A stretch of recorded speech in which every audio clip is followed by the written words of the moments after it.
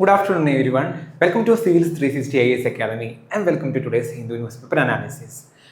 Today, before going to the detailed discussion of today's Hindu newspaper, we are introducing a new program called Prelims Mains Companion. So, what is this program? This is an integrated prelims and mains test series. എന്ന test series മാത്രമല്ല, നമുക്ക് ഒരു 10 മാസത്തോളം നമുക്കൊരു സ്ട്രാറ്റജിയോട് കൂടി summary classes എല്ലാം provide ചെയ്ത് ഒരു വൺ സ്റ്റോപ്പ് സൊല്യൂഷൻ എന്നുള്ള രീതിയിൽ അറേഞ്ച് ചെയ്തിരിക്കുന്ന ഒരു പ്രോഗ്രാമാണ്. This is helpful for both 2027 28 prepare ചെയ്യുന്ന സിവിൽ സർവീസ് ആസ്പിറൻസിന് ഹെൽപ്പാണ്. ഇത് ഓൺലൈനായിട്ടും ഓഫ്ലൈനായിട്ടും ജോയിൻ ചെയ്യാൻ പറ്റും. Once you joined this program, you would get a personal mentor and he would guide your entire preparation. Okay? Then it is helpful for beginners, repeaters, ഇപ്പോൾ working profession ആണെങ്കിലും എല്ലാവർക്കും suitable ആയിട്ടുള്ള ഒരു പ്രോഗ്രാമാണ്. സോ ഇൻട്രസ്റ്റഡ് ആയിട്ടുള്ള ആൾക്കാർക്ക് join ചെയ്യാം. You can contact in this number. Okay, and നിങ്ങളുടെ സീറ്റ് ഇൻഷുർ ചെയ്യാം. ഓക്കെ, ദെൻ ഇന്നത്തെ പ്രധാനപ്പെട്ട ന്യൂസ് നോക്കാം. Is the data protection law crippling RTI ask Supreme Court. അതായത് RTI ആക്റ്റും DPDP ആക്റ്റും ഉണ്ട്, രണ്ട് ആക്ട് ഉണ്ട്. ആ രണ്ട് ആക്റ്റും തമ്മിലൊരു കോൺഫ്ലിക്റ്റ് ഉണ്ട്. ഒന്ന് ട്രാൻസ്പാരൻസി കൂട്ടാൻ ശ്രമിക്കുമ്പോൾ മറ്റൊരെണ്ണം ട്രാൻസ്പാരൻസി ചെറുതായിട്ട് കുറയ്ക്കാൻ ശ്രമിക്കുന്നത്. അത് ഡീറ്റെയിൽ ആയിട്ട് എന്താണെന്ന് ഞാൻ പറയാം. അതിന് RTI ആക്ട് എന്ന് പറയുന്നത് നമുക്ക് റൈറ്റ് ടു ഇൻഫർമേഷൻ ആക്ട്, ഒരു പബ്ലിക് അതോറിറ്റിയിൽ നിന്നിട്ടും മറ്റെല്ലാ കാര്യങ്ങളും നമുക്ക് ഇൻഫർമേഷൻ ലഭിക്കാൻ വേണ്ടിയുള്ള ആക്റ്റാണ്. DPDP ആക്ട് എന്ന് പറയുകയാണെന്നുണ്ടെങ്കിൽ 2023 അത് ഡിജിറ്റൽ ഡാറ്റ പ്രൊട്ടക്ഷൻ ചെയ്യാനായിട്ട്, ഡിജിറ്റൽ ഡാറ്റയെ നമുക്ക് പ്രൊട്ടക്ട് ചെയ്യാൻ വേണ്ടി കൊണ്ടുവന്നേക്കുന്ന ആക്റ്റാണ്. അപ്പോൾ നമ്മുടെ പ്രൈവസിയൊക്കെ, റൈറ്റ് ടു പ്രൈവസി ഉറപ്പുവരുത്താനായിട്ട്. എന്നാൽ ഈ രണ്ട് ആക്റ്റും തമ്മിൽ കോൺഫ്ലിക്റ്റ് ഉണ്ട് ആക്ച്വലി കുറച്ച് മേഖലകളിൽ. അതിനെക്കുറിച്ചാണ് പറയുന്നത്. അതിൻ്റെ ഭാഗമായിട്ട് സുപ്രീം കോടതിയിൽ ഒരു വേർഡിക്റ്റും വന്നിട്ടുണ്ട്. This is appeared in the first page of Hindi news paper. And ഈ എഡിറ്റോറിയൽ പേജിൽ നോക്കുകയാണെന്നുണ്ടെങ്കിൽ US-ൻ്റെ കുറേ പോളിസീസ്, ഇപ്പം ട്രംപിൻ്റെ അഡ്മിനിസ്ട്രേഷനിൽ ഒരുപാട് വ്യത്യാസം, നമുക്ക് ഡിക്കേഡ്സ് ആയിട്ടുള്ള India-US റിലേഷനിൽ നിന്ന് മാറ്റം വന്നിട്ടുണ്ട്. ഒരുപാട് താരിഫുകൾ ചുമത്തുന്നു, പിന്നെ എന്താ പറയുക, ഒരുപാട് റെസ്ട്രിക്ഷൻസ് India-China അല്ലെങ്കിൽ India-US റിലേഷനിൽ വന്നിട്ടുണ്ട്. സോ അതിൻ്റെ എല്ലാം കാരണങ്ങൾ എന്താ, ഓക്കെ, എന്തുകൊണ്ട് ഇത്തരത്തിലുള്ള റിലേഷൻ മാറുന്നു, അതിനെക്കുറിച്ച് ഡിസ്കസ് ചെയ്യുന്നു. ദെൻ നെക്സ്റ്റ് ന്യൂസ്, ഇതൊരു ആക്ട്, ഒരു ബില്ല് ഇൻട്രൊഡ്യൂസ് ചെയ്തിട്ടുണ്ട് ലോക്സഭയിൽ. അതായത് നമുക്ക് UPI ഇല്ലേ, ആ UPI എന്ത് കുറച്ച് ഫ്രീ, ഇപ്പം എല്ലാവർക്കും ഫ്രീ ആയിട്ടല്ലേ ലഭിക്കുന്നത്, അതിൽ നിന്ന് ചാർജ് ചെയ്യാൻ പോകാം. അപ്പോൾ അതിൻ്റെ ആവശ്യകതയെക്കുറിച്ചും എന്തുകൊണ്ട് അങ്ങനെ ഒരു ബില്ല് ഇപ്പം നിലവിൽ വരുന്നു, ഇത്തരം ഡീറ്റെയിൽസ് ആണ് അതിന് പറയുന്നത്. അതിൻ്റെ പോസിറ്റീവ് വശങ്ങൾ എന്താ, നെഗറ്റീവ് വശങ്ങളുണ്ടാ. ഇൻ കേസ് UPI എന്താ ചെയ്യുക, നമുക്കൊരു UPI ട്രാൻസാക്ഷൻ നടത്തണമെങ്കിൽ അതുപോലെ പേയ്മെൻ്റ് ഒക്കെ വെച്ച് കഴിഞ്ഞാൽ കുറച്ച് ബുദ്ധിമുട്ടുകളുണ്ട്. അപ്പോൾ അതിൻ്റെ ഡീറ്റെയിൽസ് കുറിച്ചാണ് പറയുന്നത്. Then Astrobase unveils India's first private 800 kilonewton rocket engine. അതായത് ഇന്ത്യയുടെ ആദ്യമായിട്ട് ഒരു പ്രൈവറ്റ് കമ്പനി ഒരു 800 കിലോ ന്യൂട്ടൺ വരുന്ന റോക്കറ്റ് എൻജിൻ ഡെവലപ്പ് ചെയ്തിട്ടുണ്ട്. സോ നമ്മൾ സ്പേസിനെ പ്രൈവറ്റൈസേഷൻ ചെയ്യുന്നുണ്ട്, അതായത് പ്രൈവറ്റ് പാർട്ടിസിപ്പേഷൻ സ്പേസ് സെക്ടറിൽ കൂട്ടുന്നുണ്ട് ഇന്ത്യ. അപ്പം അതിന് ഒരു ഇമ്പോർട്ടൻ്റ് ആയിട്ടുള്ള ഒരു ന്യൂസാണ് ആ ഒരു മേഖലയിൽ നോക്കുമ്പോൾ. ഓക്കെ, ദെൻ നമുക്ക് ഓരോ ന്യൂസ് വെച്ച് തുടങ്ങാം. ഫസ്റ്റ് തന്നെ ഏറ്റവും വലിയൊരു ന്യൂസ് നമുക്ക് എടുക്കാം. ഓക്കെ, അതായത് ഇന്ത്യ എഡിറ്റോറിയൽ പേജിലുണ്ടായതാണ്. This is talking about that the Trump administration has imposed new tariff on India and other countries. This reflects a wider change in the US policy. Okay, 1 minute. I need to change the color. Okay. Okay. അതായത് ട്രംപിൻ്റെ അഡ്മിനിസ്ട്രേഷനിൽ ഒരുപാട് മാറ്റം വന്നിട്ടുണ്ട് India-US relation. Okay, അതിൻ്റെ കാരണങ്ങൾ എന്തൊക്കെയാണെന്ന് നോക്കാം. Okay, first of all US is following a flexible realism എന്ന് പറയും. Flexible realism. അപ്പോൾ എന്താണ് ഫ്ലെക്സിബിൾ റിയലിസം എന്ന് നോക്കാം. അതായത് ഇപ്പോൾ US ഗവൺമെൻറ് US-ൻ്റെ നാഷണൽ ഇൻട്രസ്റ്റ് എന്താണോ അതിനെയാണ് സപ്പോർട്ട് ചെയ്യാൻ വേണ്ടി നോക്കുന്നത്. ഓക്കെ, അവരുടെ നാഷണൽ ഇൻട്രസ്റ്റ് ആണ് ഇപ്പോൾ ഏറ്റവും അവർ മുന്നോട്ട് വയ്ക്കുന്ന ഇഷ്യൂ. അപ്പോൾ അവരുടെ താല്പര്യങ്ങളൊക്കെയാണ് ഇമ്പോർട്ടൻസ് അവർ കൂടുതലായിട്ടും കൊടുക്കുന്നത്. ഓക്കെ, അപ്പോൾ അതുകൊണ്ട് തന്നെ ഇപ്പോൾ it now judges the partners based on, ഇപ്പോൾ US മറ്റൊരു രാജ്യമായിട്ട് ഒരു ട്രേഡിംഗ് എഗ്രിമെൻറ്റിലോട്ടോ ഒരു പാർട്ട്ണർഷിപ്പിലോട്ടോ വരികയാണെന്നുണ്ടെങ്കിൽ അപ്പോൾ US ഗവൺമെൻറ് നോക്കും US-ന് എന്തെങ്കിലും എക്കണോമിക് ബെനിഫിറ്റ് അവരിൽ നിന്ന് ലഭിക്കാനുണ്ടോ, അല്ലാന്നുണ്ടെങ്കിൽ ആ രാജ്യം ടെക്നോളജിക്കൽ വൈസ് സ്ട്രെങ്ത് ഉള്ള രാജ്യമാണോ, അല്ലെങ്കിൽ ഡിഫൻസ് കോൺട്രിബ്യൂഷൻ സ്ട്രാറ്റജിക് യൂസ്ഫുൾനെസ് ഉള്ള ഒരു രാജ്യമാണോ എങ്കിൽ നമുക്ക് ആ രാജ്യത്തുമായിട്ട് നമുക്ക് എന്ത് ചെയ്യാം, ബന്ധം വെക്കാം എന്ന് US തീരുമാനിക്കുകയാണ് ഇപ്പോൾ. അപ്പൊ ഇത്തരത്തിലാണ് ഇപ്പോൾ റിലേഷൻ പോകുന്നത്. അതായത് ട്രേഡ്, ടെക്നോളജി, ഇൻഡസ്ട്രി, സെക്യൂരിറ്റി ഇതൊക്കെ ഒരു ഫോറിൻ പോളിസി ടൂളായിട്ട് മാറ്റുന്നു വല്ലാതെ. ഒരുപാടായിട്ട് യൂസ് ചെയ്യുന്നു. അപ്പൊ ഇത്തരത്തിൽ US ഹെൽപ്പ് ഉണ്ടോ ആ രാജ്യത്തിനായിട്ട് എങ്കിൽ ആ രാജ്യത്തിനായിട്ട് ബന്ധം വെക്കുന്നു, ബയലാറ്ററൽ റിലേഷൻസ് വെക്കുന്നു. ഇത്തരത്തിലോട്ടാണ് ടേൺ ചെയ്യുന്നത് ഇപ്പോൾ. ഓക്കെ, ഇന്ത്യ US റിലേഷൻ നോക്കാം. അതായത് ഏർലിയർ ഒരു ലാസ്റ്റ് ഡിക്കേഡ് വരെ India becoming important to US. എന്തുകൊണ്ടാണെന്ന് വെച്ച് കഴിഞ്ഞാൽ ദ റൈസ് ഓഫ് ചൈന. അതായത് നമുക്ക് പണ്ട് നമ്മുടെ ഇന്ത്യയുമായിട്ട് US ഒരുപാട് റിലേഷൻ ഉണ്ടായിരുന്നു. അതിന് മെയിൻ കാരണം എന്താണെന്ന് വെച്ച് കഴിഞ്ഞാൽ US ചൈനയും തമ്മിൽ കുറച്ച് പ്രശ്നങ്ങൾ നിലവിൽ നിൽക്കുന്നുണ്ട്. അപ്പോൾ ചൈനയും ഇന്ത്യയും തമ്മിൽ പ്രശ്നങ്ങൾ നിൽക്കുന്നുണ്ട്. അപ്പം ശത്രുവിൻ്റെ ശത്രു മിത്രം എന്ന് പറഞ്ഞ പോലെയാണ് US ഇന്ത്യയുമായിട്ട് ബന്ധം കൂടുതലായിട്ട് വെക്കാൻ ആഗ്രഹിച്ചിരുന്നു, കാരണം ചൈനയെ എതിർക്കാനായിട്ട്. അതായത് ചൈന ഒരു ഫാക്ടറായിരുന്നു ഇന്ത്യയുടെ ബന്ധത്തിൽ. അപ്പോൾ അതിൻ്റെ മേഖലയിൽ ചൈനയായിട്ടുള്ള റൈസ് ഓഫ് ചൈന തടയാനായിട്ട് എന്ത് ചെയ്തു, ഇന്ത്യയും ചൈനയും തമ്മിൽ ഡിഫൻസ് കോർപ്പറേഷൻസും അതായത് quadrilateral security dialogue, US, Japan, Australia, ഇന്ത്യയും തമ്മിലുള്ള ഒരു ഓർഗനൈസേഷൻ, ഇൻഡോ പസഫിക് മേഖലയിലുള്ള കോർപ്പറേഷൻ, ക്രിട്ടിക്കൽ ടെക്നോളജീസ് ഉള്ള കോർപ്പറേഷൻ ഒക്കെ ഇന്ത്യയും US തമ്മിൽ ഉറപ്പുവരുത്തിയിരുന്നു. ബിക്കോസ് നമുക്ക് ചൈനയെ തടയാൻ വേണ്ടിയിട്ട്. US ആഗ്രഹമുണ്ട്, ഇന്ത്യക്കും ഒരു പരിധിവരെ ആഗ്രഹമുണ്ട്. പക്ഷേ ഇപ്പോൾ അങ്ങനെയല്ല. അതായത് ചൈന ഫാക്ടർ എന്ന് പറയുന്നത് ഇപ്പോൾ ഇന്ത്യ US റിലേഷനിൽ ഒരു പ്രധാന ഘടകമല്ല. US ഇപ്പോൾ നോക്കുന്നത് ഇന്ത്യക്ക് ഇപ്പോൾ സ്ട്രോങ് എക്കണോമി ഉണ്ടോ, ഇന്ത്യക്ക് ഇപ്പോൾ അഡ്വാൻസ്ഡ് ടെക്നോളജി ഉണ്ടോ, ഡിഫൻസ് കാപ്പബിലിറ്റി ഇന്ത്യയുടെ എങ്ങനെയാണ്, മാനുഫാക്ചറിങ് സ്ട്രെങ്ത് എങ്ങനെയാണ്, റിലയബിൾ സപ്ലൈ ചെയിൻസ് ഇന്ത്യക്കുണ്ടോ എങ്കിൽ ഇന്ത്യയുമായിട്ട് കൂടുതൽ ബന്ധം വയ്ക്കാം. ഇത്തരത്തിൽ ഇതിനെയാണ് എന്ന് പറയുന്നത് റിയലിസം എന്ന് പറയുന്നത്, ഫ്ലെക്സിബിൾ റിയലിസം എന്ന് പറയുന്നത്. ഫ്ലെക്സിബിൾ റിയലിസം എന്ന് പറയുന്നത് അവരുടെ നാഷണൽ ഇൻട്രസ്റ്റ് നോക്കുന്നു, അതിന് ഇമ്പോർട്ടൻസ് കൊടുക്കുന്നു, ഫ്ലെക്സിബിൾ റിയലിസം. അപ്പൊ അതുകൊണ്ട് തന്നെ എന്തുന്നത്, ഇത്തരം മേഖലയിലാണ് ഇപ്പോൾ ഒരു രാജ്യത്തിന് വേണ്ടി ഒരു ബന്ധം സൃഷ്ടിക്കുമ്പോൾ US നോക്കുന്നത്. Then meaning for India. അപ്പൊ ഇതിൽ നിന്ന് ഇന്ത്യ എന്ത് പഠിക്കണം? ഇന്ത്യയുടെ economy, technology, defence, manufacturing, diplomacy ഈ മേഖലയിൽ സ്ട്രെങ്ത് വരുത്തിയാൽ മാത്രമേ ഇനി മുതൽ US നല്ലൊരു റിലേഷൻ നമുക്ക് വെക്കാൻ പറ്റൂ.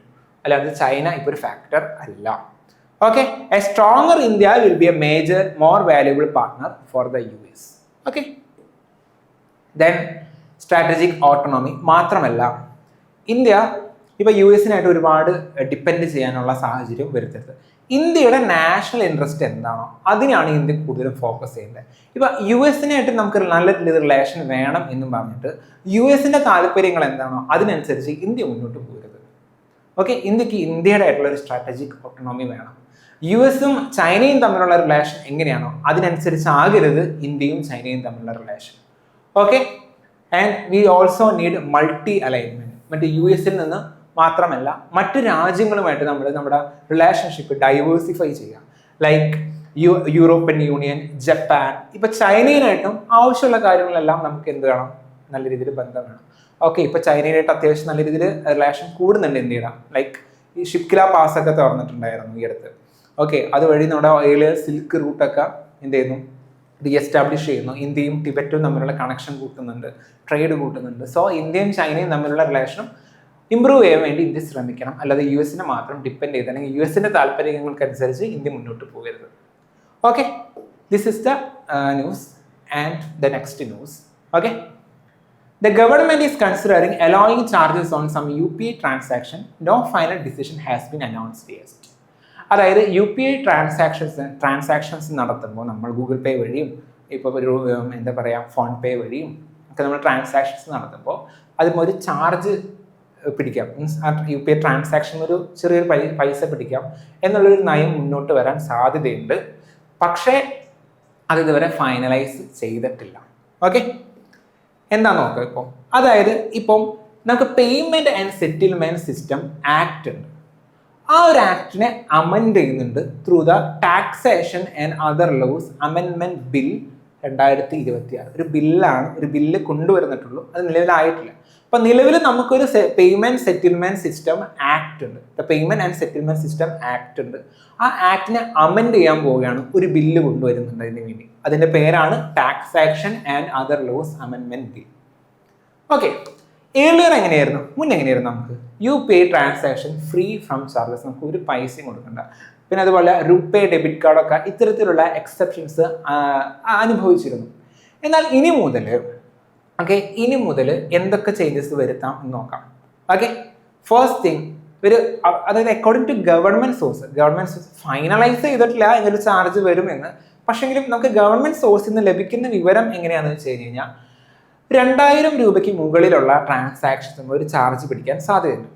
അത് മാത്രമല്ല, 1 കോടി അല്ലെങ്കിൽ 1.5 കോടി വരെ, 1 മുതൽ 1.5 കോടി വരെ ടേൺ ഓവർ ഉള്ള മെർച്ചൻസിന്റെ ട്രാൻസാക്ഷൻസ്, കച്ചവടക്കാരുടെ ഒക്കെ ട്രാൻസാക്ഷൻസിൽ ഇതുപോലുള്ള യു പി ഐയുടെ ഇത്തരത്തിലുള്ള ചാർജ് പിടിക്കാൻ സാധ്യതയുണ്ട് എന്നാണ് ഇപ്പോഴത്തെ നിലവിലുള്ള ഗവൺമെന്റ് സോഴ്സ് പറയുന്നത്. Okay, however the amendment law allows the government to expand some data. ഇപ്പോൾ നിലവിൽ ഈ 2 മേഖലയിലാണ് 2000 രൂപയ്ക്കും 1.1 കോടി 1.5 കോടി ടേൺ ഓവറുള്ള മെർച്ചൻസിന്റെ ട്രാൻസാക്ഷൻ ആണെങ്കിലും പിന്നീട് ഇത് കൂട്ടുവാനുള്ള അധികാരവും ഈ വരുന്ന അമെൻമെന്റ് ബില്ലിലുണ്ട്.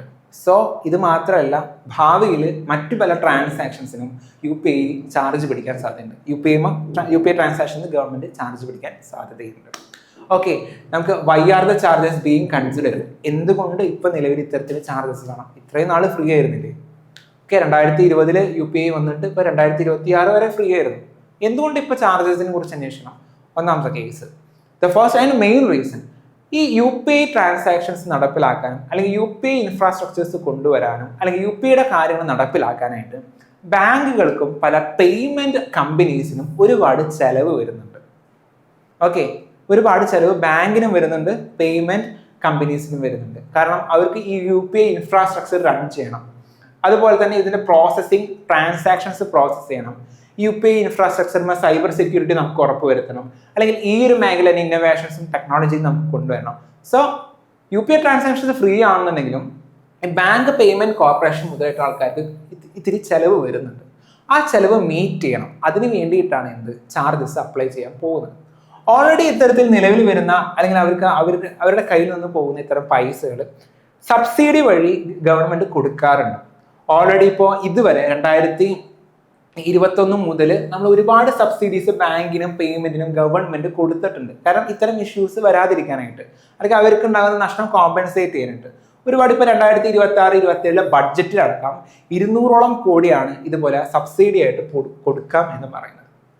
ഓക്കെ, അപ്പൊ ഈ ഒരു ഇഷ്യൂ ഉള്ളത് കൊണ്ടാണ് പറയുന്നത് മീൻസ് ചാർജ് അപ്ലൈ ചെയ്യണം എന്ന് പറഞ്ഞത്. പക്ഷേ ഇതുപോലെ യു പി ഐ ട്രാൻസാക്ഷൻസ് ഒരു ചാർജ് അപ്ലൈ ചെയ്യണമെന്നുണ്ടെങ്കിൽ it is raising some concerns. First thing is burden on consumers. ഞാൻ പറഞ്ഞു 1 മുതൽ 1.5 കോടി വരെയുള്ള ടേൺ ഓവറുള്ള മെർച്ചൻസിന്റെ ട്രാൻസാക്ഷന് യു പി ഐ ട്രാൻസാക്ഷന് ചാർജ് പിടിച്ചു കഴിഞ്ഞാൽ അവർ പതിയെ എന്ത് ചെയ്യുന്നത് വെച്ച് കഴിഞ്ഞാൽ അവർ പല ലൂപ്പ് ഹോൾസും മറ്റു കാര്യങ്ങളൊക്കെ ഉപയോഗിച്ചിട്ട് മെർച്ചൻസിൻ്റെ പൈസ പോകാണ്ട് അത് യൂസ് ചെയ്യുന്ന കൺസ്യൂമേഴ്സിലോട്ട് ആ ബേർഡൻ ട്രാൻസ്ഫർ ചെയ്യാൻ വേണ്ടി സാധ്യതയുണ്ട്. അതായത് മെർച്ചൻസിൻ്റെതാണ് ആക്ച്വലി പൈസ പോകേണ്ട ട്രാൻസാക്ഷൻ, പക്ഷേ അവർ എന്തെങ്കിലും മറ്റ് മെത്തേഡ്സ് ഒക്കെ യൂസ് ചെയ്തിട്ട് ആ മെർച്ചൻസിനെ ഡിപ്പെൻഡ് ചെയ്യുന്ന കൺസ്യൂമേഴ്സ് ഉണ്ടാവും, അവരുടെ നിന്ന് ഈ പൈസ ഈടാക്കാനായിട്ട് സാധ്യതയുണ്ട്. രണ്ടാമത്തത് return to cash. Digital payment actually ഇനിയിപ്പോൾ കോസ്റ്റ്ലി ആവും. യു പി ഐ ട്രാൻസാക്ഷനിൽ പൈസ പിടിച്ചു കഴിഞ്ഞാൽ ഇപ്പം നമ്മൾ ഗൂഗിൾ പേ ചെയ്യുന്നതിട്ട് പകരം എന്ത് ചെയ്യും, നമ്മൾ സാധാ ക്യാഷ് എടുക്കുക. കാരണം 2 രൂപ 3 രൂപ ഒക്കെ പോവാ, മീൻസ് ഒരുപാട് ട്രാൻസാക്ഷൻസ് നമുക്ക് ഓരോ ട്രാൻസാക്ഷൻ 2 രൂപ 3 രൂപ ഒക്കെ വെച്ച് പോകുകയാണെന്നുണ്ടെങ്കിൽ നമ്മൾ എന്ത് ചെയ്യും, മതി ഓക്കെ നമുക്ക് ഇത് വേണ്ട, നമുക്ക് നോട്ട് മതി എന്ന് വിചാരിക്കില്ലേ. അപ്പൊ ഇതുപോലെ റിട്ടേൺ ടു ക്യാഷ് വരാൻ സാധ്യത ഉണ്ട്. Then double burden. Tax payers already indirectly support the U P I through the government subsidy. അതായത് ബാങ്കിനും പേയ്മെന്റ് കമ്പനീസിനും വരുന്ന നഷ്ടം ഓൾറെഡി ഗവൺമെന്റ് സബ്സിഡി ആയിട്ട് പ്രൊവൈഡ് ചെയ്യുന്നുണ്ട്. ഈ സബ്സിഡി ആയിട്ട് പ്രൊവൈഡ് ചെയ്യുന്ന ക്യാഷിന് ഗവൺമെന്റിന് എവിടെ നിന്ന് ലഭിച്ചത്? അത് നമ്മളെ പോലുള്ള ടാക്സ് പേയേഴ്സിന്റെ പൈസയാണ് കൊടുക്കുന്നത്. അപ്പൊ ഇനി സാധാരണക്കാരന്റെ മേലെ യു പി ഐ ട്രാൻസാക്ഷന് പൈസ കൊടുക്കണം എന്ന് പറഞ്ഞാൽ നമുക്ക് ഡബിൾ ബേർഡൻ. ഓൾറെഡി നമ്മുടെ പൈസയാണ് സബ്സിഡി ആയിട്ട് പ്രൊവൈഡ് ചെയ്യുന്നത്. ഇനി മാത്രമല്ല നമ്മൾ ഇതുപോലെ ട്രാൻസാക്ഷൻസ് നടക്കണമെങ്കിൽ നമ്മൾ ഇനി വീണ്ടും പൈസ കൊടുക്കണം. സോ ഒരു ഡബിൾ ബേർഡൻ ആണ് ആക്ച്വലി കൺസ്യൂമേഴ്സിന്റെ അപ്പുറത്ത് വരുന്നത്. അല്ലെങ്കിൽ സിറ്റിസൺസിൻ്റെ പുറത്ത് വരുന്നത്. പിന്നെ ഡിജിറ്റൽ പേയ്മെൻറ്റ് പോളിസി, നമ്മളിപ്പോൾ ഗവൺമെൻറ് ട്രാൻസാക്ഷൻസ് ഒക്കെ ഡിജിറ്റലി ആക്കാൻ വേണ്ടി പ്രൊമോട്ട് ചെയ്യുന്നുണ്ട് നമ്മൾ ആക്ച്വലി. കാരണം നമുക്കത് ഈസിലി ട്രാക്ക് ചെയ്യാൻ പറ്റും, നമുക്ക് മണി ലോണ്ടറിങ് മറ്റും പല മേഖലകളിലൊക്കെ നമുക്ക് ഹെൽപ്പ് ചെയ്യാൻ പറ്റും ഗവൺമെൻറ്റിന്. അപ്പോൾ ആക്ച്വലി നമ്മൾ ഡിജിറ്റൽ പേയ്മെൻറ്റ് സപ്പോർട്ട് ചെയ്യുന്ന സമയത്താണ് ഇത്തരത്തിലുള്ളൊരു ഇനീഷ്യേറ്റീവ് ഗവൺമെൻറ്റിൻ്റെ ഭാഗത്തു നിന്ന് വരുന്നത്. സോ നമ്മുടെ ഡിജിറ്റൽ പേയ്മെൻറ്റ് സപ്പോർട്ട് അല്ലെങ്കിൽ ആ ഒരു എക്കോസിസ്റ്റത്തിനെ അത് നെഗറ്റീവ്ലി ബാധിക്കാൻ നല്ല ചാൻസ് ഉണ്ട്. Okay, these are the concerns. അപ്പോൾ ഗവൺമെൻറ് എന്താ പറയുന്നത്, ഇത്തരം ഇനീഷ്യേറ്റീവ്സ് എന്തിനു എടുക്കണമെന്ന് വെച്ച് കഴിഞ്ഞാൽ ഫിനാൻസ് മിനിസ്റ്റർ പറഞ്ഞാണ് ഇത്തരത്തിൽ പേയ്മെൻറ്റ് ചാർജസ് പിടിച്ചു കഴിഞ്ഞാൽ ഈ പേയ്മെൻറ്റ് കമ്പനീസിലെ അവർക്ക് കുറച്ചും കൂടി അവരുടെ ഇൻഫ്രാസ്ട്രക്ചറിലും ഇന്നോവേഷൻസിനും സെക്യൂരിറ്റിയിലും കുറച്ചും കൂടി ഫോക്കസ് ചെയ്യാൻ പറ്റും. അപ്പം നല്ല രീതിയിലുള്ള UPI ഇൻഫ്രാസ്ട്രക്ചറും സെക്യൂരിറ്റിയും അല്ലെങ്കിൽ ഇന്നോവേഷൻസ് ഒക്കെ നമുക്ക് ഇന്ത്യയിൽ നടപ്പിലാക്കാൻ പറ്റും ആ പൈസ ഉപയോഗിച്ചിട്ട്, ട്രാൻസാക്ഷൻ വരുന്ന ചാർജ് വെച്ചിട്ട്. അപ്പം അതുകൊണ്ട് അതാണ് റീസൺ എന്നാണ് ഗവൺമെൻറ്റിൻ്റെ ഭാഗത്തു നിന്നുള്ള opinion. Okay, then first take away എന്ന് പറയുകയാണെന്നുണ്ടെങ്കിൽ എന്താ മനസ്സിലായ 4 ഇഷ്യൂസ് തമ്മിലാണ് ഇവിടെ കോൺഫ്ലിക്റ്റ് വരുന്നത്. ഫസ്റ്റ് തിങ്, അഫോർഡബിൾ ആയിട്ടുള്ള ഡിജിറ്റൽ പേയ്മെൻറ്റ് നമുക്ക് ഉറപ്പുവരുത്തണം. Financial sustainability of the payment കമ്പനീസിൻ്റെ ഫൈനാൻഷ്യൽ സസ്റ്റൈനബിലിറ്റി നമ്മൾ ഉറപ്പുവരുത്തണം. കൺസ്യൂമറിന് ഇൻട്രസ്റ്റ് നോക്കണം. ഡിജിറ്റൽ ഫൈനാൻഷ്യൽ ഇൻക്ലൂഷൻ നമ്മൾ ഉറപ്പുവരുത്തണം. ഇതുപോലെയുള്ള 4 ഐഡിയാസ് തമ്മിലാണ് ഇവിടെ കോൺഫ്ലിക്റ്റ് വരുന്നത്. സോ ഈ ഒരു കോൺഫ്ലിക്റ്റ് ഇന്ത്യ നല്ല രീതിയിൽ മാനേജ് ചെയ്യണം. Why the government needs to ensure that UPI remains affordable while also creating sustainable payment ecosystem. അപ്പോൾ ഗവൺമെൻറ് നല്ലൊരു രീതിയിൽ വേണം ഒരു തീരുമാനം എടുക്കാനായിട്ട്. Okay, then the next news, ഇത് ഫസ്റ്റ് പേജിലുണ്ടായ ന്യൂസാണ്. ഈ ന്യൂസ് എന്താണെന്ന് പറയുന്നത് നോക്കാം. Supreme court has agreed to examine whether the digital personal data protection, അതിനാണ് DPDP ആക്ട് എന്ന് പറയുന്നത്, digital personal data protection act 2023 can weaken the right to information act of 2005. അതായത് DPDP ആക്ട് 2023, ആ ആക്ടിലെ പല പ്രൊവിഷൻസും 2005 വന്നിരിക്കുന്ന റൈറ്റ് ടു ഇൻഫർമേഷൻ ആക്ടിലെ പല provisions conflict വരുന്നുണ്ട്. RTI ആക്ടിൻ്റെ പല പ്രൊവിഷൻസിനെയും അത് വീക്കൻ ചെയ്യാനും സാധ്യതയുണ്ട് എന്നൊരു രീതിയിലുള്ള അഭിപ്രായം സുപ്രീം കോടതിയിൽ നിന്ന് വന്നിട്ടുണ്ട്. അപ്പോൾ സുപ്രീം കോടതി പറഞ്ഞു ഇനി അത് കാര്യമായിട്ട് അന്വേഷിക്കണം. ഓക്കെ, ഇതിൽ രണ്ടും സെൻട്രൽ ലോസ്, രണ്ടും സെൻട്രൽ ഗവൺമെൻറ് നടപ്പിലാക്കിയിരിക്കുന്ന നിയമമാണ്. അപ്പോൾ രണ്ടും കൂടി കോൺഫ്ലിക്റ്റിലാണ് മുന്നോട്ട് പോകാനായിട്ട്. അപ്പോൾ അതിന് വേണ്ടിയുള്ള നയങ്ങൾ ഗവൺമെൻറ് ഭാഗത്തു നിന്ന് വേണം എന്ന് സുപ്രീം കോടതി പറഞ്ഞു. അപ്പോൾ അങ്ങനെയാണെന്നുണ്ടെങ്കിൽ നമുക്ക് ഓരോ ആക്ടും ആദ്യം എന്താണെന്ന് നോക്കാം. എന്താണ് RTI ആക്ട്, എന്താണ് DPDP ആക്ട്, അത് നോക്കിയിട്ടാവും ബാക്കി കാര്യങ്ങളിലോട്ട് പോകുന്നത്. First, right to information act. ഇതൊക്കെ നമ്മൾ ഗവേണൻസിൻ്റെ ഭാഗമായിട്ട് GS2 ഓൾറെഡി പഠിക്കുന്നതാണ്. റൈറ്റ് ടു ഇൻഫർമേഷൻ ആക്ട് എന്ന് പറഞ്ഞു കഴിഞ്ഞാൽ ഒരു പബ്ലിക് അതോറിറ്റിയിൽ നിന്നിട്ട്, ഇപ്പോൾ നമ്മുടെ ഇവിടുത്തെ താലൂക്ക് ഓഫീസ് ആവട്ടെ, വില്ലേജ് ഓഫീസ് ആവട്ടെ, എവിടെ നിന്നാൽ ഏതെങ്കിലും ഒരു പബ്ലിക് അതോറിറ്റിയിൽ നിന്ന് നമുക്കൊരു ഇൻഫോർമേഷൻ വേണമെന്ന് വിചാരിക്കാം. ആ ഇൻഫർമേഷൻ സാധാരണ സിറ്റിസൺസിന് നമുക്ക് വേണമെന്നുണ്ടെങ്കിൽ നമ്മൾ അവിടെ പോയി റൈറ്റ് ടു ഇൻഫർമേഷൻ ഒരു ആപ്ലിക്കേഷൻ കൊടുത്താൽ മതി. ഓക്കെ, ഒരു ആപ്ലിക്കേഷൻ. ഇപ്പോൾ ഞാനൊരു വില്ലേജ് ഓഫീസിൽ പോയിട്ട് ചോദിക്കുകയാണ്, ഇപ്പോൾ ഈ വില്ലേജ് ഓഫീസിൽ ഇത്രത്തോളം പൈസ ഗവൺമെൻറ് അലോട്ട് ചെയ്തിട്ടുണ്ടായിരുന്നു, ആ പൈസ ഇങ്ങോട്ടൊക്കെയാണ് ഇന്ന് ചെയ്തേക്കുന്നത്. അല്ലെങ്കിൽ വില്ലേജ് ഓഫീസ് ഇപ്പോൾ നിലവിൽ അവരുടെ പ്രവർത്തനങ്ങൾ ഇന്നൊരു മേഖലയിൽ ഇപ്പോൾ എത്രത്തോളം പുരോഗതി വന്നിട്ടുണ്ട് എനിക്ക് അറിയണം എന്ന് പറഞ്ഞിട്ട് എനിക്ക് വേണമെങ്കിൽ പോയിട്ട് RTI ഫയൽ ചെയ്യാൻ പറ്റും. ഒരു ആപ്ലിക്കേഷൻ ഫയൽ ചെയ്ത് കഴിഞ്ഞാൽ ആ പബ്ലിക് അതോറിറ്റി എനിക്ക് 30 ദിവസത്തിനുള്ളിൽ ആ ഇൻഫർമേഷൻ പ്രൊവൈഡ് ചെയ്യണം എന്നുള്ളത് ഒരു നിയമമാണ് ആക്ച്വലി. ആ ഒരു അവകാശം നമുക്ക് തന്നേക്കുന്ന ആ ആക്ടിൻ്റെ പേരാണ് right to information act 2005. Okay, ഇതെന്തിനാണ് കൊണ്ടുവന്നേക്കുന്നത്? Transparency, accountability and reduce the corruption in government. ഗവൺമെൻറ്റിൻ്റെ പ്രവർത്തനങ്ങൾ ട്രാൻസ്പാരൻസി, സുതാര്യത, അക്കൗണ്ടബിലിറ്റി, അവരുടെ ഉത്തരവാദിത്വം കൂട്ടുക, അതുപോലെ തന്നെ കറപ്ഷൻ കുറയ്ക്കുക, ഇതിന് വേണ്ടിയിട്ടാണ് കൊണ്ടുവന്നേക്കുന്നത്. അപ്പം ഏതൊരു ഇന്ത്യൻ സിറ്റിസണിനും ഇതുപോലെ RTI ഫയൽ ചെയ്യാൻ പറ്റും. ദെൻ 30 ദിവസത്തിനുള്ളിൽ നമ്മൾ കൊടുക്കണം, അവർ ഗവൺമെൻറ്റിൻ്റെ ഭാഗത്ത് നിന്ന് കൊടുക്കണം. പക്ഷേ അതൊരു വ്യക്തിയുടെ ലൈഫിനെയും ലിബർട്ടിനെയും സംബന്ധിച്ചിട്ടുള്ള ഒരു ഇഷ്യൂ ആണ് ഫയൽ ചെയ്തേക്കണമെന്നുണ്ടെങ്കിൽ വിത്തിൻ 48 hours ഗവൺമെൻറ്റിൻ്റെ ഭാഗത്തു നിന്ന് റിപ്ലൈ തരണം. ഇൻ കേസ് അവർ തന്നിരിക്കുന്ന ഇൻഫർമേഷൻ നമുക്ക് അത്ര സാറ്റിസ്ഫൈഡ് അല്ല, അല്ലെങ്കിൽ എന്തെങ്കിലും പ്രശ്നം വന്നു കഴിഞ്ഞാൽ നമുക്ക് അപ്പീൽ പോകാൻ പറ്റും. അപ്പീൽ പോകാൻ പറ്റുമെന്ന് പറഞ്ഞു കഴിഞ്ഞാൽ സെൻട്രൽ ഇൻഫർമേഷൻ കമ്മീഷനിലോട്ടോ സ്റ്റേറ്റ് ഇൻഫർമേഷൻ കമ്മീഷൻസിലോട്ടോ നമുക്ക് അപ്പീൽ ചെയ്യാൻ പറ്റും. ആദ്യം സ്റ്റേറ്റിലോട്ട് പോകും, പിന്നെ സെൻട്രൽ ഇൻഫർമേഷൻ കമ്മീഷനിലോട്ട് പോകും. ഓക്കെ, എന്നാൽ ഇവിടെ കുറച്ച് എക്സെപ്ഷൻസ് ഉണ്ട്. ഇവിടെയാണ് പ്രശ്നം വരുന്നത്. ഓക്കെ, അതായത് എല്ലാ ഡാറ്റയും ഗവൺമെന്റിന് ജനങ്ങൾക്ക് വേണ്ടി കൊടുക്കേണ്ട ആവശ്യമില്ല. കുറച്ച് എക്സെപ്ഷൻസ് ഉണ്ട്. If the data is concerning about related to the national security, defence, confidential information ആണെന്ന് വിചാരിക്കുക, സർട്ടൻ പേഴ്സണൽ ഇൻഫോർമേഷനും ആണ് എന്നുണ്ടെങ്കിൽ ഗവൺമെന്റിന് അത് ജനങ്ങൾക്ക് കൊടുക്കണം എന്ന് നിർബന്ധം ഇല്ല. ഈ പേഴ്സണൽ ഇൻഫോർമേഷൻ എന്ന് പറയുന്നത് നോക്കിയിട്ട് ഇപ്പോൾ ലൈക്ക് നിങ്ങളൊന്ന് ആലോചിച്ച് നോക്കി. ഇപ്പോൾ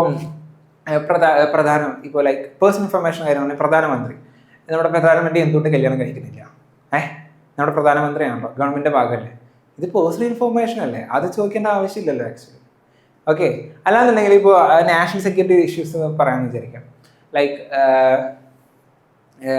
ഓക്കെ, നമ്മുടെ ന്യൂക്ലിയർ ബോംബ് എവിടെയൊക്കെയാണ് സൂക്ഷിച്ച് വെച്ചേക്കുന്നത്, അതിൻ്റെ കൃത്യം ലൊക്കേഷൻ എന്ന് പറഞ്ഞു തരുമെന്ന് വെച്ചിട്ട് നമ്മൾ RTI ഫയൽ ചെയ്ത് കഴിഞ്ഞാൽ ഗവൺമെന്റ് റിപ്ലൈ തരത്തില്ല. കാരണം if affecting the national security and defence. So ഇതുപോലെ ഒരുപാട് എക്സെപ്ഷൻസ് ഉണ്ട്. ഓക്കെ, അപ്പോൾ ഇതുപോലെ എക്സെപ്ഷൻസ് ഉള്ള കേസിൽ ആക്ച്വലി നമ്മൾ ഡാറ്റ പ്രൊവൈഡ് ചെയ്യണം എന്ന് നിർബന്ധം ഇല്ല. Okay, so it is actually this act is promoting the transparency, accountability. നമ്മൾ എത്രത്തോളം ഗവൺമെന്റ് അക്കൗണ്ടബിൾ ആകുന്നത് ട്രാൻസ്പാരൻ്റ് ആണ്, അതിനുവേണ്ടി പ്രൊമോട്ട് ചെയ്യുന്നതാണ്. എന്നാൽ കുറച്ച് ഇത്തരത്തിൽ എക്സെപ്ഷൻസ് ഉണ്ട്. സോ ലാസ്റ്റ് പറയുകയാണെങ്കിൽ this act is promoting the participatory democracy and good governance എന്നൊക്കെ പറയാൻ പറ്റും. ഓക്കെ അല്ലേ? ദെൻ നമുക്ക് മറ്റേ അടുത്ത ആക്ട് നോക്കാം, DPDP ആക്ട് അഥവാ digital personal data protection act 2023. എന്തിനാണ് ഈ ഒരു നിയമം വന്നേ നോക്കാം. To protecting the digital personal data of ഇൻഡിവിജ്വൽസിനെ ഡിജിറ്റൽ ആയിട്ടുള്ള പേഴ്സണൽ ഡാറ്റ പ്രൊട്ടക്ട് ചെയ്യാൻ വേണ്ടി വന്നിരിക്കുന്ന ആക്ടാണ്. For what? We have the right to privacy. അതായത് പുട്ടസ്വാമി കേസ് നമ്മൾ ഓർമ്മയില്ല, ഫണ്ടമെന്റൽ റൈറ്റിന്റെ ഭാഗമാണ് റൈറ്റ് ടു പ്രൈവസി എന്ന് പറയുന്നത്. ഓക്കെ, അപ്പോൾ ഇത് ഉറപ്പുവരുത്താനുണ്ട്, നമ്മുടെ പ്രൈവസി ഒന്നും നമുക്ക് നഷ്ടപ്പെടുന്നില്ല എന്ന് ഉറപ്പുവരുത്താൻ വേണ്ടിയിട്ട് ഹെൽപ്പ് ചെയ്യാൻ വേണ്ടി വന്നിരിക്കുന്ന ആക്ടാണ് DPDP ആക്ട് എന്ന് പറയുന്നത്. ഓക്കെ, ഇത് mainly personal data in digital form ഉള്ള പ്രൊട്ടക്ട് ചെയ്യാനാണ് വന്നേക്കുന്നത്. ഡാറ്റ പ്രിൻസിപ്പൽ എന്ന് പറഞ്ഞു കഴിഞ്ഞാൽ ഏതൊരു വ്യക്തിയുടെ ഡാറ്റയാണോ കളക്ട് ചെയ്യുന്നത്, കുറച്ച് ടേം ഉണ്ട്, ഡാറ്റ പ്രിൻസിപ്പൽ, ഡാറ്റ ഫിഡ്യൂഷ്യറി എന്ന് പറയുന്ന കുറേ ടേം ഈ ഒരു ആക്ടിന്റെ കീഴിലുണ്ട്. അത് അറിയുന്നത് നല്ലതാണ്. ഓക്കെ, ഡാറ്റ പ്രിൻസിപ്പൽ എന്ന് പറയുകയാണെന്നുണ്ടെങ്കിൽ ആരുടെ ഡാറ്റയാണോ കളക്ട് ചെയ്യുന്നത് ആള് പറയുന്നതാണ് ഡാറ്റ പ്രിൻസിപ്പൽ. എന്നാൽ ആരാണോ ആ ഡാറ്റ കളക്ട് ചെയ്യുന്നത്, ഏത് ഓർഗനൈസേഷനാണ് ഡാറ്റ കളക്ട് ചെയ്യുന്നത്, അവരെ പറയുന്നതാണ് data fiduciary. Okay, then individuals can see correction erasure of the personal data. ഇപ്പം എൻ്റെ പേഴ്സണൽ ഡാറ്റ അനാവശ്യമായിട്ട് ഒരാൾ ഉപയോഗിച്ചെന്ന് വിചാരിക്കുക, എനിക്കത് മാറ്റാൻ വേണ്ടി പറയാൻ പറ്റും. അതിനുള്ള റൈറ്റ് ഒക്കെ നമുക്ക്, കാരണം നമ്മുടെ പേഴ്സണൽ ഡാറ്റയാണ്, അത് മറ്റുള്ള ആൾക്കാർ യൂസ് ചെയ്യേണ്ട ആവശ്യം ഇല്ല. ഓക്കെ, അതിൻ്റെ ഭാഗമായിട്ട് വയലേഷൻസ് എന്തെങ്കിലും ഉണ്ടെങ്കിൽ ഡാറ്റ പ്രൊട്ടക്ഷൻ ബോർഡിലോട്ട് നമുക്ക് അപ്പീൽ പോകാൻ പറ്റും. So main objective of this act എന്ന് പറയുന്നത് പ്രൈവസി പ്രൊട്ടക്ട് ചെയ്യുന്നു, റെസ്പോൺസിബിൾ പേഴ്സണൽ ഡാറ്റ ഉറപ്പുവരുത്തുന്നു, strengthen the accountability of organisations and also ഇതിൻ്റെ ഒരു സിഗ്നിഫിക്കൻസ് നോക്കുകയാണെങ്കിൽ റൈറ്റ് ടു പ്രൈവസി ഉറപ്പുവരുത്തുന്നതിൻ്റെ കൂടെ ഡിജിറ്റൽ എക്കണോമി ഉറപ്പുവരുത്തുന്നു, ബാലൻസ് ചെയ്യുന്നു. അതുപോലെ തന്നെ ഗവൺമെന്റിന്റെ ബിസിനസ്സും യൂസ് ഓഫ് ഡാറ്റ അതിനെക്കുറിച്ചും ബാലൻസ് ചെയ്യുന്നുണ്ട്. ഓക്കെ, ഇത്തരത്തിൽ പേഴ്സണൽ ഡാറ്റയും മറ്റ് ഡാറ്റസൊന്നും കൊടുക്കാതിരിക്കാൻ വേണ്ടിയിട്ട്, ഓക്കെ, അല്ലെങ്കിൽ നമ്മളെ അത് പ്രൊട്ടക്ട് ചെയ്യാൻ വേണ്ടി വന്നേക്കുന്ന ആക്ടാണ് DPDP ആക്ട്. ദെൻ നമുക്ക് ഇഷ്യൂ നോക്കാം. ഇത് രണ്ട് ആക്ടും തമ്മിൽ ഇത്തിരി പ്രശ്നത്തിലാണ്. അതായത് there is a concern that information may be denied under the RTI Act by simply classifying it as a personal data under the DPDP Act. അതായത് ഇപ്പോൾ എന്താ ചെയ്യുന്നത് വെച്ചാൽ RTI ആക്ട് വഴി നമ്മൾ RTI ഫയലൊക്കെ ചെയ്തിട്ട് നമ്മൾ ഇൻഫോർമേഷൻ എടുക്കുന്ന സമയത്ത് പറയും അത് പേഴ്സണൽ ഡാറ്റയാണ് അനാവശ്യമായിട്ട് പറയുന്നു. അതുകൊണ്ട് തന്നെ DPDP ആക്ടിന് കീഴിൽ അത് പ്രൊട്ടക്ട് ചെയ്തേക്കുകയാണ്, അതുകൊണ്ട് ഞങ്ങൾ RTI വഴി ഫയൽ ചെയ്താലും ഞങ്ങൾ തരത്തില്ല എന്ന് ഗവൺമെന്റിന്റെ ഭാഗത്തു നിന്ന് പറയുന്നത്. ഓക്കെ, അല്ലാന്നുണ്ടെങ്കിൽ ജനങ്ങൾ മീൻസ് ഗവൺമെന്റ് അതോറിറ്റീസ് പറയുന്നുണ്ട്. അപ്പം അതാണ് പ്രശ്നം. ഡാറ്റ ചോദിച്ചു കഴിഞ്ഞ് കഴിഞ്ഞാൽ അത് DPDP ആക്ടിന്റെ കീഴിലുള്ള RTI ഫയൽ ചെയ്ത് കഴിഞ്ഞ് കഴിഞ്ഞാൽ DPDP ആക്ടിന്റെ കീഴിലുള്ള പേഴ്സണൽ ഡാറ്റയാണ് ഞങ്ങൾക്ക് പ്രൊവൈഡ് ചെയ്യാൻ പറ്റില്ല. സോ ട്രാൻസ്പാരൻസിയുടെ ഇഷ്യൂസ് വരുന്നുണ്ട്, സുതാര്യത അവിടെ കുറയുന്നുണ്ട്. ഓക്കെ, ദെൻ ഇങ്ങനെയാണെന്നുണ്ടെങ്കിൽ that would affecting the citizen seeking information from the ഗവൺമെന്റിന് ഇൻഫോർമേഷൻ എടുക്കാൻ പറ്റും ഇല്ല. ജേർണലിസ്റ്റുകൾ പല ഇൻവെസ്റ്റിഗേഷൻസ് നടത്താറുണ്ട്, അതിന് തടസ്സം വരും, ട്രാൻസ്പാരൻസി ആൻഡ് അക്കൗണ്ടബിലിറ്റി ഇഷ്യൂസ് വരും. സോ ഗവൺമെന്റ് പറഞ്ഞു, ഇത് സുപ്രീം കോടതി പറഞ്ഞു, ഇത് രണ്ടും സെൻട്രൽ ഗവൺമെന്റ് ആക്ടാണ്. There should be a balance or there is a need to harmonize the two laws. Okay, then ഞാനിത് പറഞ്ഞേക്കുന്ന കാര്യം തന്നെയാണ് ഇത് ഇവിടെ ഷോർട്ടാക്കി പറഞ്ഞേക്കുന്നത്. Okay, then key constitution provisions നോക്കാം. ഇതിൻ്റെ ബാക്കിയുള്ള, അതായത് ബാലൻസിങ് ടു ഇമ്പോർട്ടൻറ്റ് റൈറ്റ്സ് ആണ് ഇത് ആക്ച്വലി ചെയ്യുന്നത്. ഒന്നാമത്തത് റൈറ്റ് ടു പ്രൈവസി എന്ന് പറയുന്നത് നമ്മുടെ ഫണ്ടമെന്റൽ റൈറ്റ് ആണ്. അതുപോലെ തന്നെ access to the information is essential for the transparency and democratic accountability. അപ്പോൾ ഈ രണ്ട് ഇഷ്യൂസും തമ്മിൽ ഇവിടെ ഒരു കോൺഫ്ലിക്റ്റ് വരുന്നുണ്ട്. Okay, then key take away എന്ന് പറയുന്നുണ്ടെങ്കിൽ there is a need to maintain the balance between the protecting the individual privacy and ensuring the government transparency. Okay, and citizens right to information. ഇതിൽ രണ്ടും കൂടി balance ചെയ്താൽ മാത്രമേ നമുക്ക് നല്ല രീതിയിലുള്ള ഒരു തീരുമാനം എടുക്കാൻ പറ്റുള്ളൂ. അപ്പോൾ സുപ്രീം കോടതി അതിനു വേണ്ടി ഒരു ജഡ്ജ്മെന്റ് വന്നിട്ടുണ്ട്.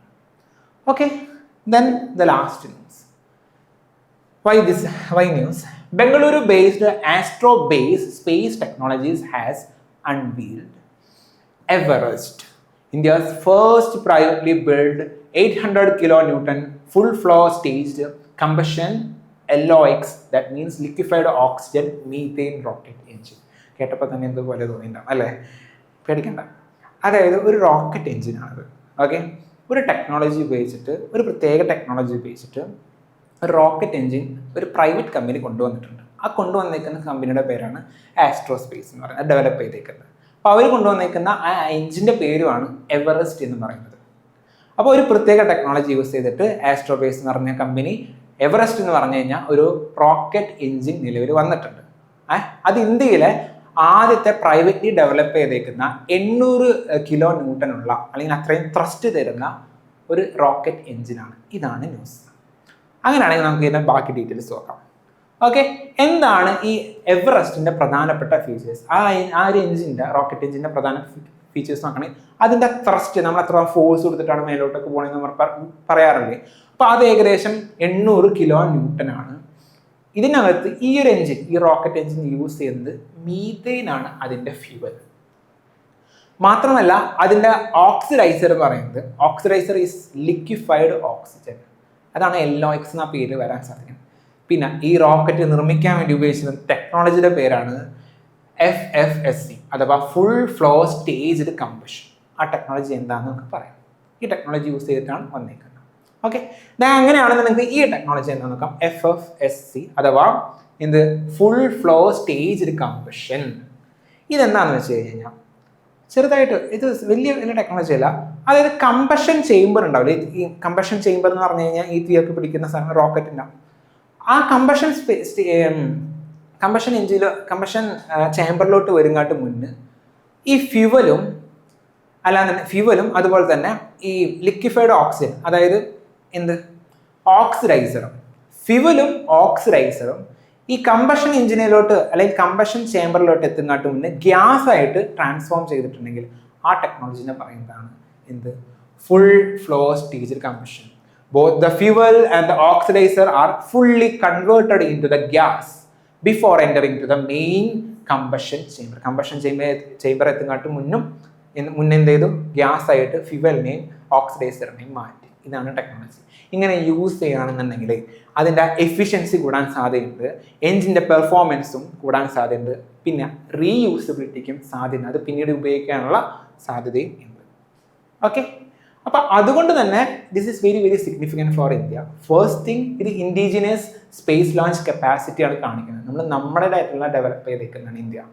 ഓക്കെ, അതുപോലെ തന്നെ റീയൂസബിൾ റോക്കറ്റ്സിന് ഹെൽപ്പ് ആകും. മറ്റ് ഫോറിൻ ടെക്നോളജീസ് നമുക്ക് ഡിപ്പെൻഡ് ചെയ്യേണ്ട ആവശ്യം വരില്ല. ഇന്ത്യയുടെ പ്രൈവറ്റ് സെക്ടറിൻ്റെ ഗ്രോത്തിനും ഇത് ഹെൽപ്പ് ആകും. Okay, then key take away means എന്താ, Everest reflects the growing role of private companies in India's space sector and India's push towards indigenous and advanced reusable launch technologies. Okay, this is the importance. Last നമുക്ക് ഒരു കൺക്ലൂഷനിലൊക്കെ നമുക്ക് ഉപയോഗിക്കാൻ പറ്റുന്ന നമ്മുടെ indigenous technology കൂട്ടാൻ സാധ്യതയുണ്ട്. അതുപോലെ തന്നെ പ്രൈവറ്റൈസേഷനെ സപ്പോർട്ട് ചെയ്യുന്നുണ്ട്. പിന്നെ റീയൂസബിൾ ആയിട്ടുള്ള ലോഞ്ച് ടെക്നോളജീസിന് ഈ ഒരു ടെക്നോളജി, ഈ ഒരു എഞ്ചിൻ, അതായത് എവറസ്റ്റ് എന്ന് പറഞ്ഞ rocket engine would be helpful. Okay, this is a news and one more news. Okay, ഒരു ന്യൂസും കൂടി ഉണ്ട്. ഞാൻ അതിൻ്റെ ക്ലിപ്പ്, ന്യൂസ് പേപ്പറിൻ്റെ ക്ലിപ്പ് ആഡ് ചെയ്തിട്ടില്ലായിരുന്നു, ഫസ്റ്റ് പേജിലുണ്ടായിരുന്നു. ആ ന്യൂസ് എന്താണെന്ന് നോക്കാം. അതായത് Saudi Arabia, Turkey and Pakistan, ഈ 3 രാജ്യങ്ങളും തമ്മിൽ ഒരു കളക്റ്റീവ് ഡിഫൻസ് ട്രീറ്റി കൊണ്ടുവന്നിട്ടുണ്ട്. അതെന്താണെന്ന് നോക്കാം. ഈ 3 രാജ്യങ്ങൾ, അതായത് നമുക്ക് നാറ്റോ എന്ന് പറഞ്ഞ ഓർഗനൈസേഷനെ കുറിച്ച് പഠിച്ചിട്ടില്ലേ? North Atlantic Treaty Organization. ഇവരുടെ പ്രത്യേകത എന്താ? ഈ രാജ്യം, ഈ നാറ്റോയിലുള്ള ഏതെങ്കിലും ഒരു രാജ്യത്തെ പുറത്തുനിന്ന് ഏതെങ്കിലും രാജ്യം ഒന്ന് അറ്റാക്ക് ചെയ്ത് കഴിഞ്ഞാൽ ഈ രാജ്യം മുഴുവൻ അവരുടെ അറ്റാക്ക് ചെയ്യും. ഓക്കെ, അത് യുദ്ധമായിട്ടൊന്നും മാത്രമല്ല, മറ്റേതെങ്കിലും രീതിയിലൊക്കെ അവരെ എതിർക്കും അറ്റാക്ക് ചെയ്ത രാജ്യം. ഇതുപോലൊരു ട്രീറ്റി ടർക്കിയും സൗദി അറേബ്യയും പാകിസ്ഥാനും തമ്മിൽ കൊണ്ടുവന്നേക്കുന്നതാണ്. ഓക്കെ, ഒരു കളക്റ്റീവ് ഡിഫൻസ് ട്രീറ്റി. ഓക്കെ, പ്രത്യേകത എന്താ? സൗദി അറേബ്യ എന്ന് പറയുകയാണെങ്കിൽ ഒരു മേജർ ഓയിൽ പ്രൊഡ്യൂസർ ആണ്. അവരുടെ ഇമ്പോർട്ടൻസ് പറയുന്നതാണ് 3 രാജ്യങ്ങളുടെയും. പാകിസ്ഥാൻ ആണെങ്കിലോ ന്യൂക്ലിയർ പവേർഡ് ആണ്. സൗത്ത് ഏഷ്യൻ കൺട്രിയാണ് ന്യൂക്ലിയർ പവേർഡ് ആയിട്ടുള്ള. ദെൻ ടർക്കി എന്ന് പറഞ്ഞാൽ ഓൾറെഡി നാറ്റോയിലെ ഒരു മെമ്പറും കൂടിയാണ്. സോ ഇത്തരത്തിലുള്ള 3 വളരെ ഇമ്പോർട്ടൻ്റ് ആയിട്ടുള്ള രാജ്യങ്ങൾ തമ്മിലാണ് ഇത്തരത്തിലുള്ള ഒരു കളക്റ്റീവ് ഡിഫൻസ് ട്രീറ്റി വന്നിരിക്കുന്നത്. അതായത് ഈ 3 രാജ്യങ്ങളിലെ ആരെങ്കിലും അറ്റാക്ക് ചെയ്ത് കഴിഞ്ഞാൽ ഈ 3 രാജ്യങ്ങളിലെയും അവരെ അറ്റാക്ക് ചെയ്യും, അവരെ എതിർക്കും. ഇതാണ് ഇഷ്യൂ. സോ പാകിസ്ഥാനൊക്കെ എതിർക്കാൻ നിന്ന് കഴിഞ്ഞാൽ അപ്പോൾ ഇന്ത്യക്കും സൗദി അറേബ്യയുടെ ഭാഗത്തുനിന്നും ടർക്കിയുടെ ഭാഗത്തുനിന്നും ഇഷ്യൂ വരാൻ സാധ്യത ഉണ്ട്. Okay, then why this important? Already west ഏഷ്യയിൽ ഒരുപാട് ഇഷ്യൂസ് നടക്കുന്നുണ്ട്. ഓക്കെ, അതായത് ഇപ്പം ഇറാൻ, സൗദി അറേബ്യ നോക്കാം. സൗദി അറേബ്യനെ ഒരുപാട് ഇപ്പം അറ്റാക്ക് ചെയ്യുന്നുണ്ട്. ആര്? ഹൂത്തീസ്. അത് യമനിൽ നിന്നും യമനിലെ ഹൂത്തീസ് എന്ന് പറയുന്ന മിലിറ്റന്റ് ഗ്രൂപ്പും സൗദി അറേബ്യയിലോട്ട് റെഡ് സീ വഴി വരുന്ന ഷിപ്പുകളൊക്കെ അറ്റാക്ക് ചെയ്യുന്നുണ്ട്. സോ ഓൾറെഡി വെസ്റ്റ് ഏഷ്യയിൽ ഇഷ്യൂ നടക്കാം. ഇറാൻ ഇസ്രായേൽ കോൺഫ്ലിക്റ്റ് നടക്കുന്നുണ്ട്, ഇല്ലേ? ഇറാൻ US കോൺഫ്ലിക്റ്റ് നടക്കുന്നുണ്ട്. അങ്ങനെ പല ഇഷ്യൂസ് നടന്നുകൊണ്ടിരിക്കുന്ന സമയത്താണ് ഇത്തരത്തിൽ ഒരു ഡിഫൻസ് ഇനീഷ്യേറ്റീവ് കൊണ്ടുവന്നേക്കുന്നത് actually. So this is important. Okay, security concerns പരവധി ഇപ്പം നിലവിൽ നിൽക്കുന്ന സാഹചര്യമാണ് കൊണ്ടുവന്നേക്കുന്നത്. ദെൻ ഇതിൻ്റെ ഒബ്ജക്റ്റീവ് പറയുകയാണെന്നുണ്ടെങ്കിൽ ആ ഭാഗത്തെ കളക്റ്റീവ് സെക്യൂരിറ്റി ഉറപ്പുവരുത്തുക, അല്ലാതെ regional peace, stability, defence responsibilities, deterrence against external threat, ഇത്തരം കാര്യങ്ങൾ മെയിൻറ്റെയിൻ ചെയ്യാൻ വേണ്ടിയിട്ടാണ് ഈ ഒരു കളക്റ്റീവ് ഡിഫൻസ് ട്രീറ്റി കൊണ്ടുവന്നേക്കുന്നത് എന്നാണ് ഇവരുടെ വാദം. ഓക്കെ, സ്ട്രാറ്റജിക് സിഗ്നിഫിക്കൻസ് ഞാൻ പറഞ്ഞ പോലെ തന്നെ വെസ്റ്റ് ഏഷ്യയും സൗത്ത് ഏഷ്യയും തമ്മിലുള്ള ഒരു കോർഡിനേഷനെ ഇതിലൂടെ നയിക്കും. കാരണം സൗത്ത് ഏഷ്യൻ കൺട്രിയാണ് പാകിസ്ഥാൻ. ഒരു കോർഡിനേഷന് വേണ്ടി ഹെൽപ്പ് ചെയ്യും. സൗദി അറേബ്യയുടെ എനർജി സെക്യൂരിറ്റി പാർട്ണർഷിപ്പിന് ഇത് ഹെൽപ്പ് ചെയ്യാൻ സാധ്യതയുണ്ട്. ദെൻ പാകിസ്ഥാന്റെ ഗൾഫ് സെക്യൂരിറ്റി, ആ ഒരു മേഖലയിൽ, ഗൾഫ് മേഖലയിൽ പാകിസ്ഥാന്റെ റോളും കൂട്ടാൻ പറ്റും. പിന്നെ ടർക്കിയുടെ ഡിഫൻസ് ഇൻഫ്ലുവൻസും ഈ ഒരു മേഖലയിൽ കൂട്ടാനായിട്ട് ഇത്തരത്തിലുള്ള ഈ ഒരു ട്രീറ്റി ഹെൽപ്പ് ആകും. ഈ സൗദി അറേബ്യ, ടർക്കി, പാകിസ്ഥാൻ മുതലുള്ള രാജ്യങ്ങളുടെ treaty. Okay, then take away എന്ന് പറയുകയാണെന്നുണ്ടെങ്കിൽ growing trend of regional security partnerships and collective defence arrangements in A period of geo political instability. ഇതുപോലുള്ള കളക്റ്റീവ് ഡിഫൻസ് പ്രിൻസിപ്പിൾസ് ആണ് ഇപ്പോൾ നിലവിലുള്ള ജിയോ പൊളിറ്റിക്കൽ ഇഷ്യൂസിനെ കൂടുതലായിട്ട് ആൾക്കാർ മുന്നോട്ട് വയ്ക്കുന്നത്. അതായത് ഇപ്പോൾ ഒരു രാജ്യം തന്നെ ഒരു രാജ്യത്തിന് വേണ്ടിയിട്ട് ഡിഫൻസ് പ്രൊട്ടക്ട് ചെയ്യാൻ ഡിഫൻസ് ശ്രമിക്കുകയാണെങ്കിലും ഈ ഒരു കറണ്ട് ജിയോ പൊളിറ്റിക്കൽ സിറ്റുവേഷൻ അത് പറ്റത്തില്ല. ഒരു കളക്റ്റീവ് ഡിഫൻസ് ആയിട്ട് നമ്മൾ വർക്ക് ചെയ്യണം, എങ്കിൽ ഉപയോഗം വരത്തുള്ളൂ. അതിന് ഇത് ഹെൽപ്പ് ആകാൻ സാധ്യതയുണ്ട്. Then we R giving A mains question, you can answer. Okay, ഈ ഒരു മെയിൻസ് മോഡൽ ക്വസ്റ്റ്യൻ ആണ്. ഇത് ആൻസർ ചെയ്തിട്ട് ഈ ഒരു ഇമെയിൽ ഐ ഡിയിലോട്ട് അയച്ചു കഴിഞ്ഞ് കഴിഞ്ഞാൽ തിരിച്ച് വാല്യൂ ചെയ്ത് തിരിച്ചയക്കുന്നതായിരിക്കും ആ മെയിൽ ഐ ഡിയിലോട്ട്. Okay, this is about today's newspaper. Thank U.